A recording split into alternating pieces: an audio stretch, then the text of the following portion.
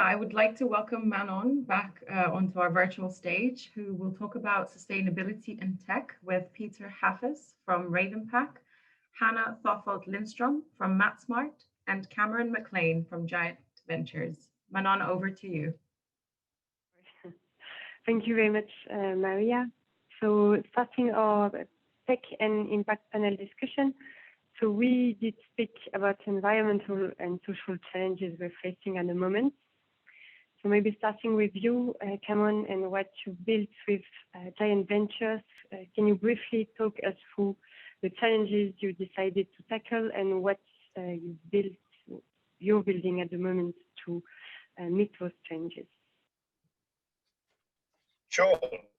Well, it's great to meet everyone. Thank you for inviting me. My name is Cameron. I'm the co-founder and managing partner of Giant Ventures. When we look at the landscape today, I think the two major issues that we identify are climate change and inequality. We think that is sort of the core of many of the societal and obviously environmental issues that face the planet. At Giant, we therefore invest behind four major themes: the environment, health and well-being, financial inclusion, and what we call sustainable cities. I think what unites those sectors is, or those underlying industries, is that there's often been severe market or governmental failure. And that's why we think that there's a real opportunity for entrepreneurs to build free market solutions that create a lot of financial value, but also huge societal and environmental benefits. So that's what we're doing at Giant, and we really think it's the investment opportunity of the decade, and that many of the most important companies this decade will be built directly by tackling these important problems.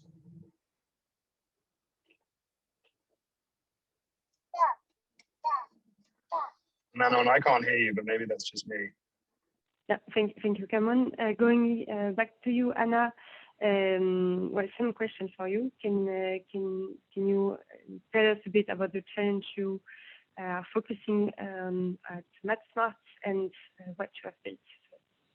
Sure. So I'm Hanna Lindström, and I'm head of communication and sustainability at Matsmart Potatoes, and we're an online e-commerce focused on saving food from going to waste. So the challenge that we are focused on is the one connected, the need to reform the global food system, really, and the food waste that is happening in the food supply chains. Okay. And so can you briefly talk us about your product solution and how it's working, like the volume as well? Yes. So, I mean, the food industry obviously is a huge one, responsible for 25% of the global greenhouse gas emissions, and 1/3 of everything that's being produced does in effect never reach consumers. So the food waste then is responsible for around 8 to 10% of global greenhouse gas emissions, and obviously this is a great challenge, and we're addressing it by partnering with the global food producers, making sure that we take care of whatever overstock they have due to various reasons. It can be seasonal changes or some defect during production, or shorter best before dates, but still perfectly good food. And we buy these products and we sell them online to customers. So it's direct to customers in Sweden, Finland, Denmark, and Germany. Cool, thank you, Hanna. And Peter, can you talk us about what you've developed at Ravenpack on ESG analytics? So hi, my name is Peter Hafez. I'm the Chief Data Scientist at Ravenpack. We consider ourselves a big data analytics company with expertise in natural language processing. So we focus on turning textual content that could be news, filings, earnings call transcripts, and so on, into a set of structured analytics that we are selling into the financial industry. We have been catering for quantitative investors as well as quantamental and fundamental investors as well since 2007. So we have been around quite some time. Over the, let's say, the last 3 to 5 years, we have seen a massive increase in demand for more ESG related analytics. We do track and measure sentiment and events within, for instance, news content, as I mentioned, also controversy related events. But with this sort of surge in interest from ESG investors, we have been building out or expanded our event detection capabilities to track more of or span the entire materiality map as it relates to ESG, as well as also having mapped all of these into the ESG dimensions as opposed to more of a generalized map. So today we are helping clients track controversy in real time, as an example. We're also helping clients, for instance, maintain exclusion lists. So for instance, identifying what companies are related to controversial weapons, and what does their network look like in the news? What other companies are they mentioned with?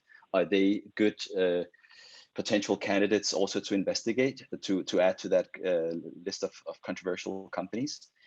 So many different use cases for our data, but we fall into sort of controversy and sentiment analysis. Okay, thank you. Yeah, so that relates a lot about what we spoke a bit about, like earlier in this presentation, and the importance of data analytics and platforms and the specificities that the tech ecosystem is offering to tackle some of the huge challenge we have to tackle in environment and social areas. So as we said, we believe the tech industry is really well positioned to be at the forefront of the transition, because partly because of the consumers of tech solutions that are, like, for example, if you take B2C, it's younger generations that have strong interest, but also because of technologies. So maybe a question for you, Cameron. What do you believe are the specificities of the tech ecosystem and the key technologies within this ecosystem that are key to for the sustainability transition? And we are in the middle of at the moment.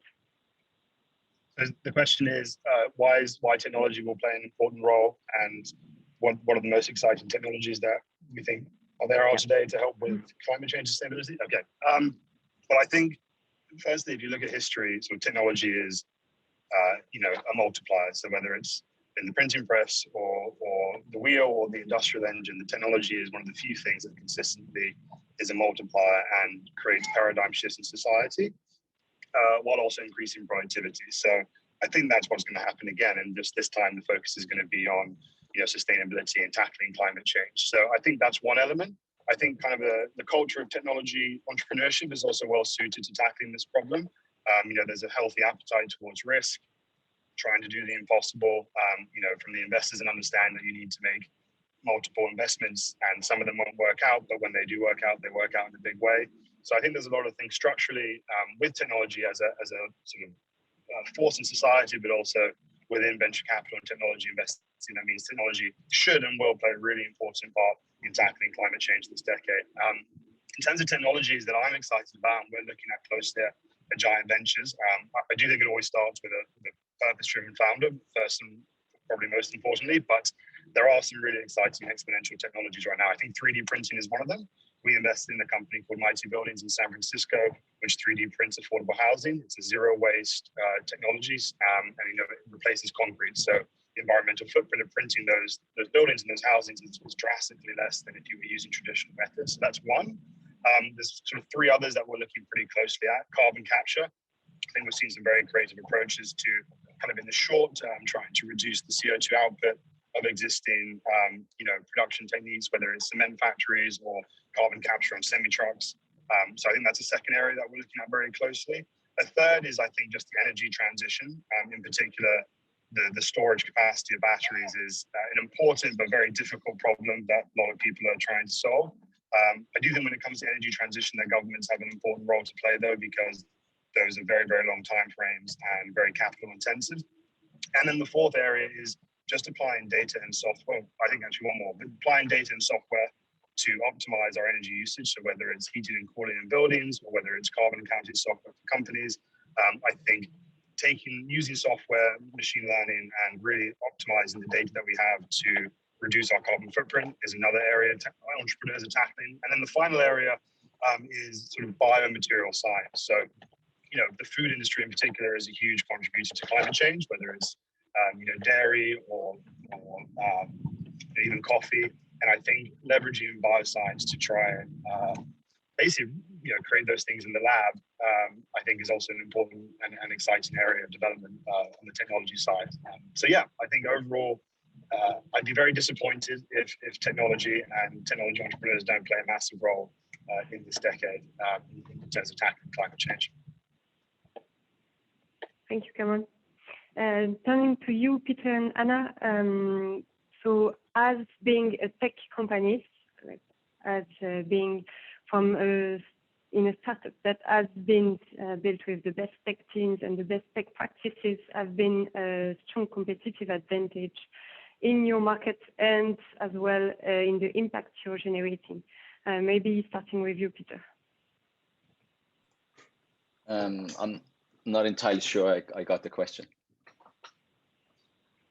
No, I was asking whether being a tech company and having tech practices like analytics, tech infrastructures has been a plus for you in the ESG market, ESG analytics market, and as well as for your impact as are you more performant on the impact side?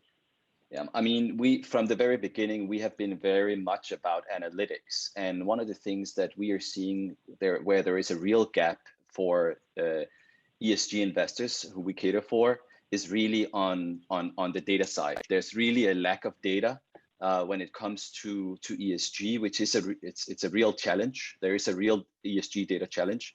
We also see challenges when it comes to consistency. Different measures are being reported by different companies, and again, they are not consistent across countries or across companies there. So there is a real need for being able to consume high quality data that you can apply, let's say, on a global scale if you run a global ESG mandate. What we are doing is really helping investors tap into a much broader set of content, because most of the content available to investors today comes unstructured in the form of text. And we are, due to the expertise that we sit with natural language processing, we are helping investors starting to be able to consume this content systematically. And that has a huge benefit. And I think generally ESG, at least from an investment perspective, will start to rely much more heavily on quant processes and being able to ingest alternative data, unstructured data into the investment process. And we are really helping investors bridge that gap. Thank you, Peter. What about you, Hanna, at Matsmart?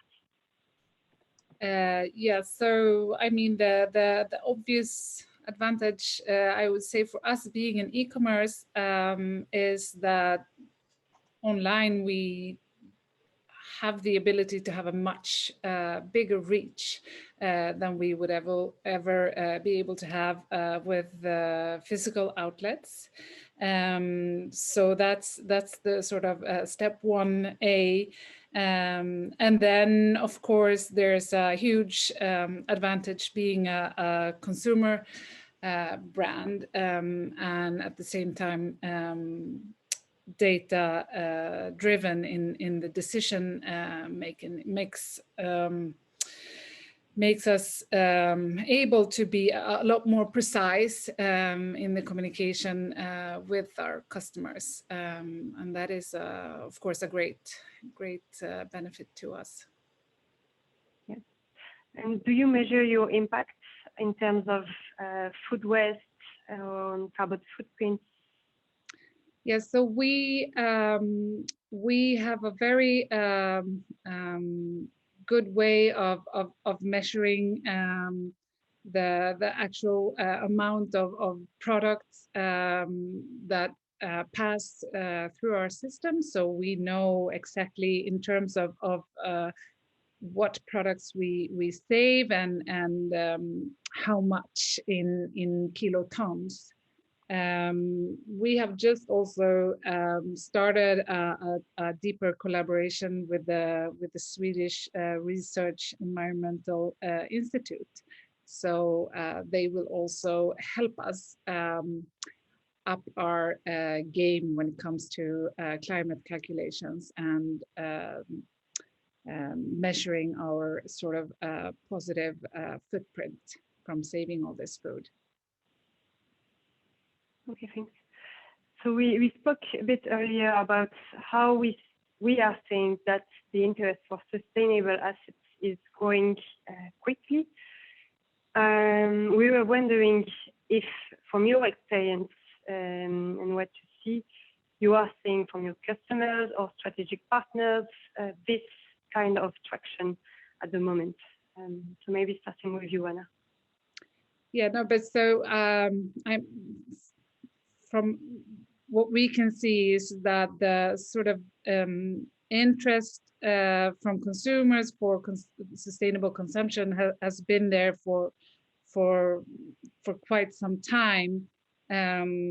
What is perhaps a bigger shift that we're seeing now is that we're currently in a financing round, and it's quite striking how important impact and sustainability has become for investors is our take on this. And whereas we perhaps before that our impact was sort of a very nice addition to our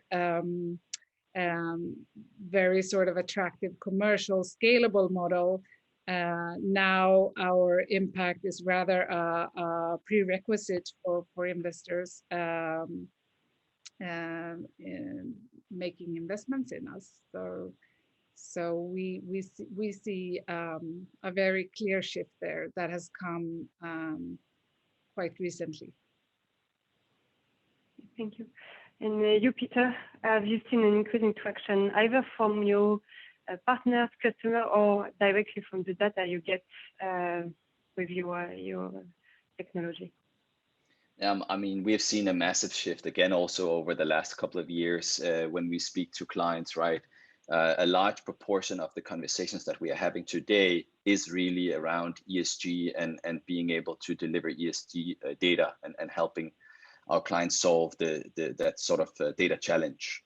It's quite striking. And I would also say that it's even coming on a global scale. We are seeing that's same demand for data or analytics across US, Europe, and Asia as well.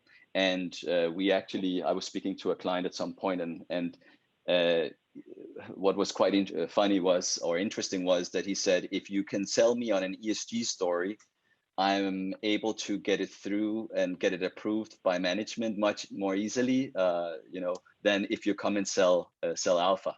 So there's definitely a need for this type of data, and it's been quite striking. Okay, thanks.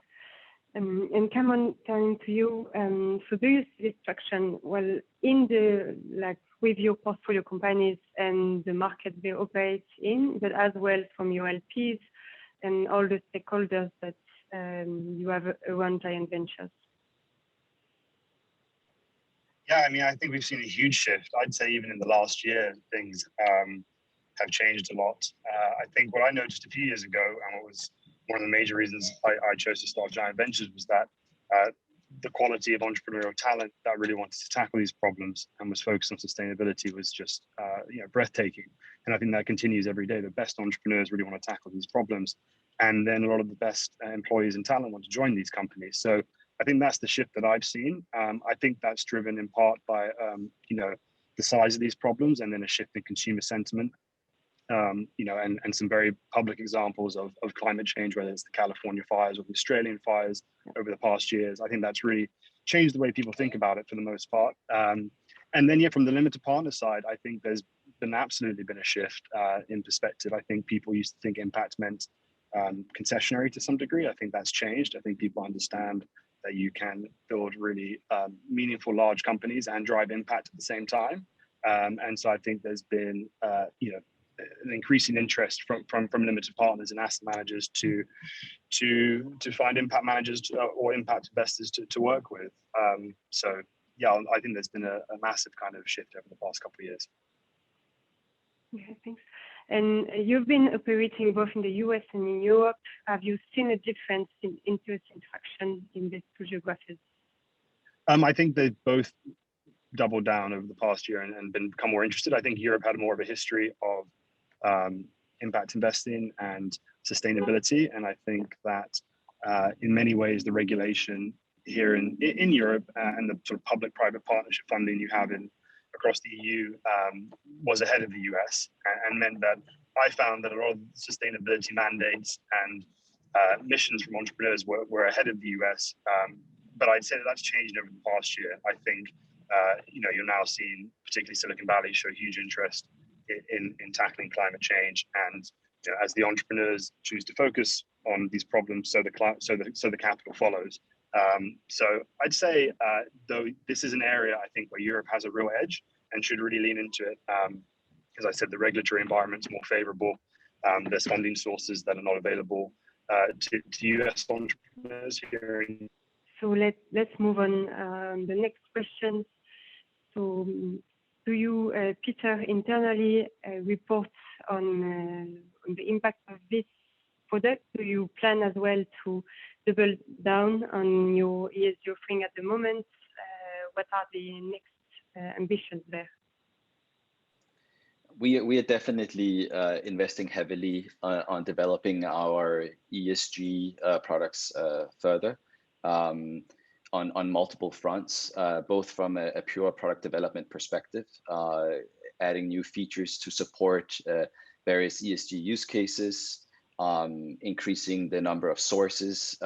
One of the things that we are looking to do is adding a much wider range of sources, tracking reports from NGOs, tracking regulation, looking at news as we're doing today, social media, analyst reports. So basically building out also source taxonomies and looking at source materiality. There hasn't really been a lot of discussion around that so much in the industry. We have talked a lot about materiality maps when it comes to events, but not how or tracking ESG life cycles, ESG topic life cycles across various source types, and how that can influence markets. So that's an area we are very interested in understanding better.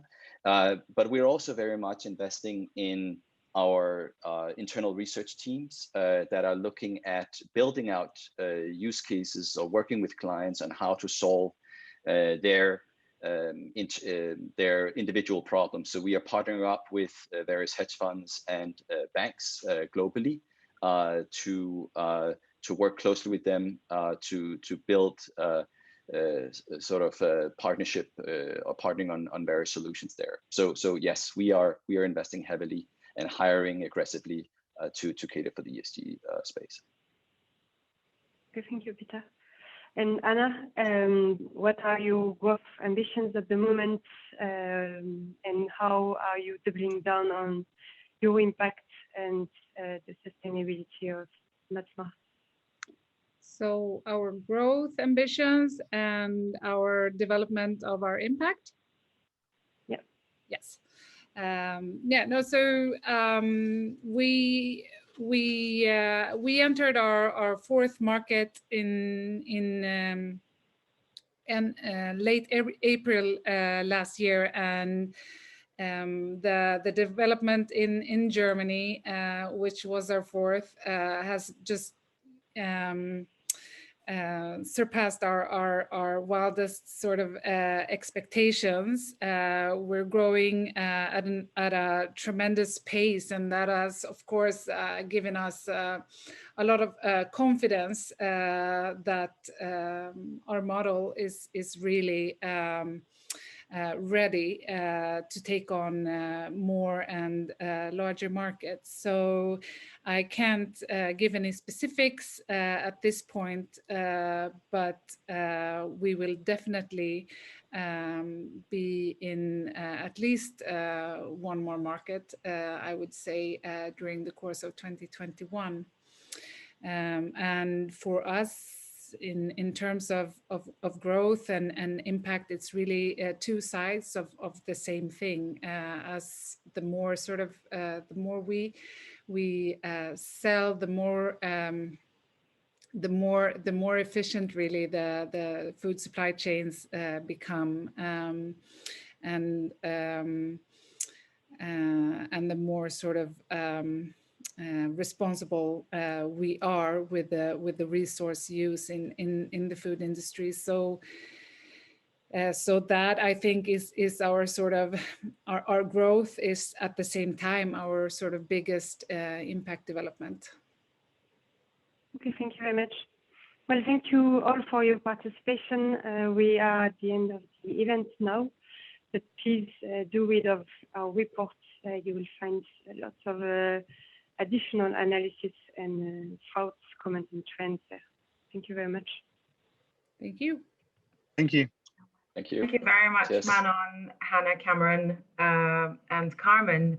With that, we have reached the end of today's webinar. To download our Impact Day report, please scan the QR code that you can see on your screens right now. I'd like to say a big thank you to all of our presenters and our panelists for their time and their observations today. And of course, thank you to everyone for joining us. Hopefully we were able to answer some of your questions. However, if there is anything else you would like to ask our panelists, feel free to reach out to someone from the GP Bullhound team. You will receive a follow-up email within the next couple of days with a link to today's recording. We look forward to welcoming you again very soon. Thank you very much and have a fantastic rest of the day.